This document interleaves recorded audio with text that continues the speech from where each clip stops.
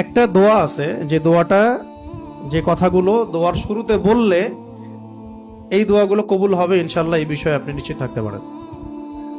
যদি আপনার রিজিক হালাল হয়, ওই শর্তগুলো যদি পূরণ হয়, রিজিক হালাল হয়, বৈধ দোয়া হয়, হ্যাঁ, হারাম কিছু চাচ্ছেন না, আপনি বৈধ বিষয় চাচ্ছেন, হালাল খেয়ে চাচ্ছেন, এই শর্তগুলো পূরণ করে দোয়া করার আগে এই কথাগুলো বললে দোয়া কবুল হবে ইনশাআল্লাহ।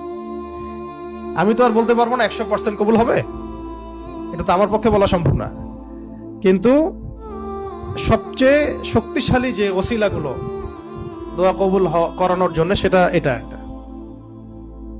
আমাকে যদি বলেন যে আপনার জানা মতো সবচেয়ে বেস্ট ওসিলা কোনটা দোয়া কবুল, আমি বলবো এটাই। এটার সাথে আরো একটা আছে, ওটা আরেকদিন বলবো ইনশাআল্লাহ।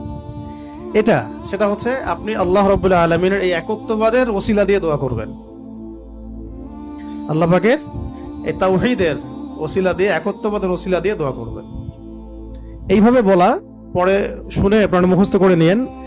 দোয়া করার আগে আল্লাহ পাকের প্রশংসা করা, আলহামদুলিল্লাহটাও আল্লাহ পাকের প্রশংসা, এবং রাসূল সাল্লাল্লাহু আলাইহি ওয়াসাল্লামের প্রতি দরুদ শরীফ পড়া একবার, অন্তত একবার, চাইলে আপনি অনেক পড়তে পারেন। এরপরে যে বিষয়টা আপনি চাচ্ছেন তার আগে বলা যে আল্লাহুম্মা ইন্নী আসআলুকা বিআন্নী, আগে বলে নেই, আল্লাহুম্মা ইন্নী আসআলুকা বিআন্নী আশহাদু আন্নাকা আনতাল্লাহ লা ইলাহা ইল্লা আনত আল আহাদ আস-সামাদ আল্লাযী লাম ইয়ালিদ ওয়া লাম ইউলাদ ওয়া লাম ইয়াকুল লাহু কুফুওয়ান আহাদ।